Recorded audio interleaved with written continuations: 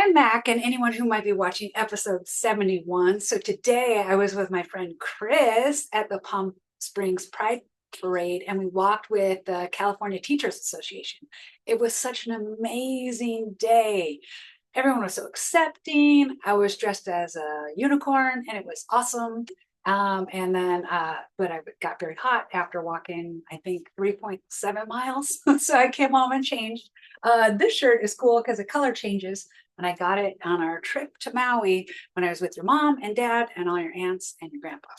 So because of today, I just hope that when you grow up, you will be able to love whoever you want. Here's how it works in our family. Your dad loves your mom. That means I love your mom too. So whoever you end up loving, I will love them too. So don't ever be worried about that. So because of that one, here is a book that I read to the kids when they were little. It's called I Love You, the Purplest. It's by Barbara Josie, the same one who did Mama, Do You Love Me? And illustrated by Mary White. Here we go.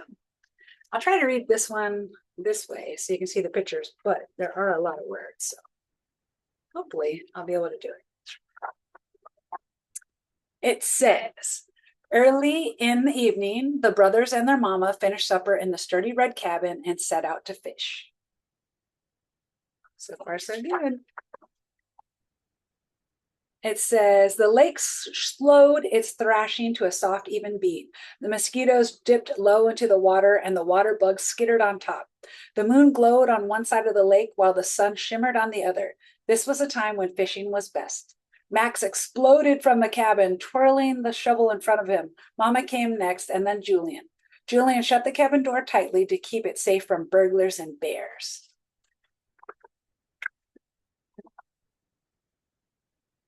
Julian scooped the dirt to find the fattest worms. Max jumped on the shovel and flung dirt in the air until a tangle of worms filled his can. Mama, who has the most worms? He asked.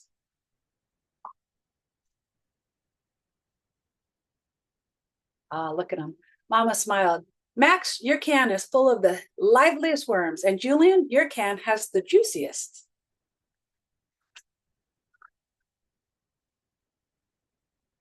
And it says, Max, Julian, and Mama stepped into the small wooden boat.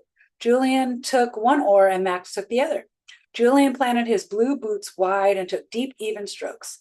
Max braced his red boots against the ribs of the boat and stroked quickly through the water. The brothers' faces were hot and they gulped at the air. Julian gasped, Mama, who's the best rower? Competition between siblings.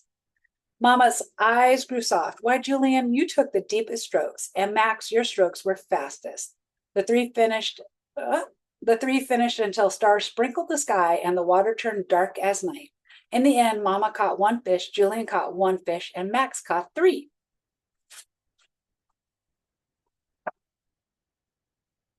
It says, I'm the best fisherman, cried Max, hoisting his fish in the air, and Julian pushed his hat brim low on his face. Three fish, what a bountiful fisherman you are, said Mama.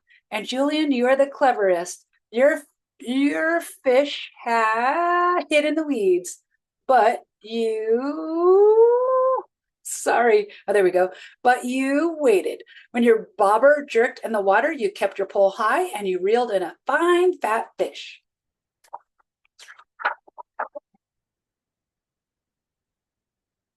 When the fishing and the baths and the stories were done, Mama tucked the brothers into bed. Julian slept on the top bunk and she reached up to kiss him goodnight. Mama, whispered Julian, his hands forming a tunnel around her ear. Who do you love best? Ooh, why do kids even ask that question? Mama thought for a minute and then she whispered, Why, Julian, I love you the bluest. I love you the color of a dragonfly at the tip of its wing.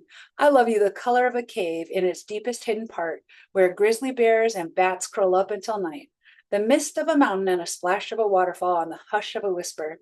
The breath in Julian's chest grew and grew and grew until he couldn't hold it any longer, and then it came out in a long, velvety sigh.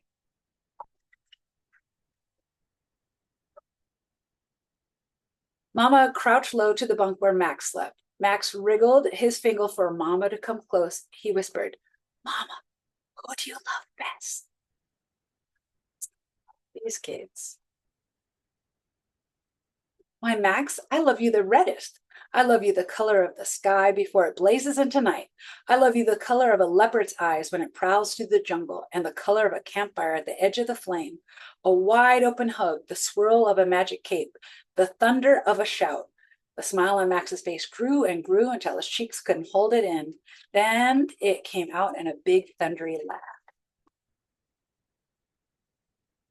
Later in the evening, the brothers and their mama slept, one in the top bunk glowing like the evening moon, one in the bottom bunk shimmering like the evening sun, and mama in the big bed dreaming of the boy she loved best.